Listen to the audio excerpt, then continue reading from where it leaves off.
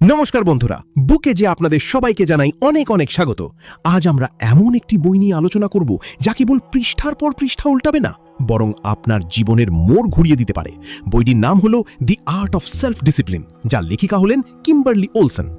আমরা প্রায়ই ভাবি যে সফল মানুষেরা বুঝি অন্য কোনো ধাতুকে গড়া, কিন্তু সত্যি বলতে তাদের কাছে কেবল একটি জাদুকরি চাবিকাঠি থাকে, যাকে বলা হয় সেলফ ডিসিপ্লিন বা আত্মসংযম।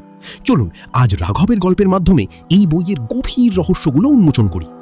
অধ্যায় 1, আলস্যের জাল এবং সেই জাদুকরি বই। রাঘব এমন এক ছেলে যার স্বপ্ন তো আকাশ ছোঁয়া, কিন্তু পা দুটো সবসময় বিছানার চাদরেই আটকে থাকত। তার ঘরের দেয়ালগুলো সেই সব অসম্পূর্ণ প্রজেক্টে ভরা ছিল, যেগুলো সে একসময় খুব উৎসাহের সাথে শুরু করেছিল। প্রতিদিন সকালে তার ফোনের অ্যালার্ম বাজত টিং টিং টিং, আর রাঘবের হাত বিদ্যুতের গতিতে স্নুজ বাটন টিপে দিত। সে নিজের কাছে কেবল একটাই প্রশ্ন করত, আমি এত অলস কেন? সফল মানুষদের মধ্যে যে গুণটা থাকে সেটা আমার মধ্যে নেই কেন? এক বিকেলে রাঘব লক্ষ্যহীনভাবে একটি বইয়ের দোকানে ঘুরছিল। হঠাৎ তার নজর পড়ল নীল মলাটের একটি বইয়ের উপর। শিরোনাম ছিল the art of self discipline, beat procrastination, break bad habits and achieve your goals. তার মনে হলো বইটি যেন তাকেই ডাকছে। সে বইটি কিনল এবং বাড়িতে এসে নিজের প্রিয় চেয়ারে বসল। ঘরের আলো কমিয়ে দিল, ফোন সাইলেন্ট করল এবং পড়া শুরু করল। প্রথম শিক্ষা ছিল আত্মসংযম কেবল ইচ্ছা শক্তির বা উইল পাওয়ারের খেলা নয়।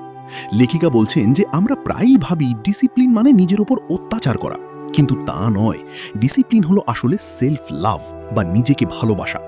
এটি হলো নিজের আজকের ছোট ছোট আনন্দগুলোকে আগামীকালের বড় জয়ের জন্য বিসর্জন দেওয়ার নাম। রাঘবের নিজের স্কুলের কথা মনে পড়ল, যখন সে খুব মেধাবী ছিল। তারপর কলেজের সেই দিনগুলোর কথা মনে পড়ল, যখন সোশ্যাল মিডিয়ার অন্তহীন স্ক্রলিং তার মনোযোগ কেড়ে নিয়েছিল। বইটিতে লেখা ছিল সেই বাধাগুলোকে চিহ্নিত করো যা তোমাকে থামিয়ে দিচ্ছে। রাঘব খেয়াল করল যে তার সবচেয়ে বড় বাধা ছিল ব্যর্থ হওয়ার ভয়।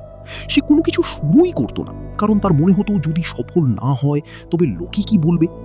বইটি তাকে শেখালো যে ব্যর্থ হওয়া জীবনের শেষ নয়, বরং শেখার একটা অংশ মাত্র। সেদিন রাতে রাঘব এক নতুন চিন্তাধারা নিয়ে ঘুমাতে গেল। অধ্যায় 3, জীবনের গুরুত্বপূর্ণ ক্ষেত্রগুলোতে নজর, দ্য হোলিস্টিক অ্যাপ্রোচ। বইটির পরবর্তী অংশ আরও গভীর ছিল।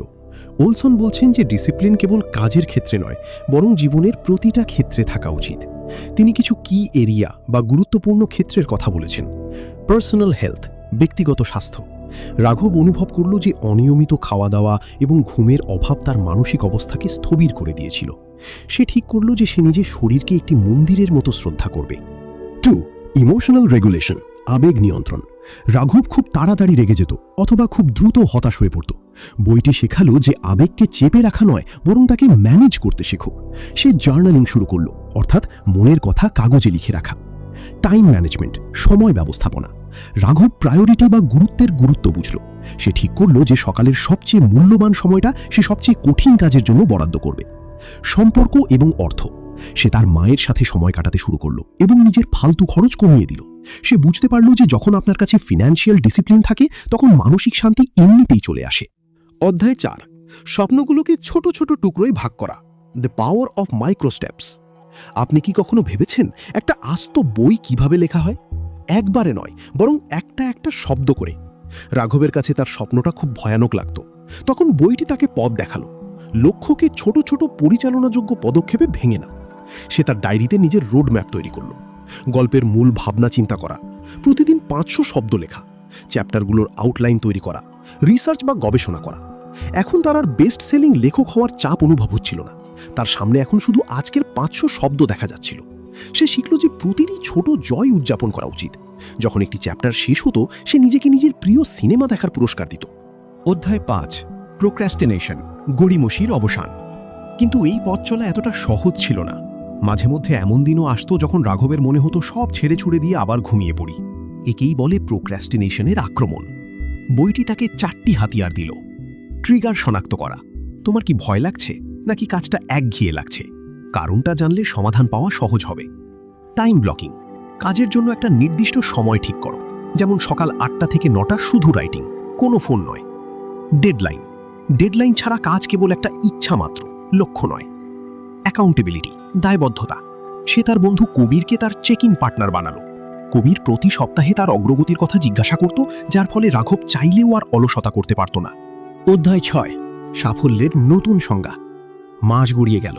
রাঘব এখন আর সেই পুরনো রাঘব নেই। তার গল্পের প্রথম খসড়া অর্ধেক শেষ হয়ে গেছে। তার মুখে এখন এক অন্যরকম আত্মবিশ্বাস। সে শিখল যে সেলফ ডিসিপ্লিন কোনো গন্তব্য নয়, বরং একটি সফর বা যাত্রা। এটি নিজেকে কষ্ট দেবার নাম নয়, বরং নিজের চোখে নিজেকে উপরে তোলার নাম। একদিন সেই মুহূর্তটি এলো যখন রাঘব তার বইয়ের শেষ দাঁড়িটি টানল। তার চোখে জল ছিল। এটি কেবল একটি বইয়ের জয় ছিল না, এটি ছিল তার আলস্যের উপর তার কঠোর পরিশ্রমের জয়। তার বই প্রকাশিত হলো এবং দেখতে দেখতে তা মানুষের হৃদয়ে পৌঁছে গেল।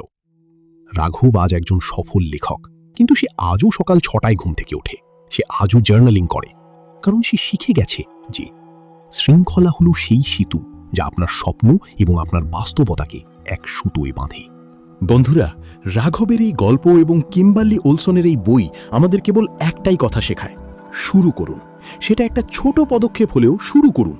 আপনি যদি আজ 10 মিনিট পড়তে পারেন তবে পড়ুন। আপনি যদি আজ কেবল একটি ইমেল লিখতে পারেন তবে লিখুন। আগামীকালের চিন্তা ছাড়ুন, কেবল আজকের শৃঙ্খলায় মন দিন।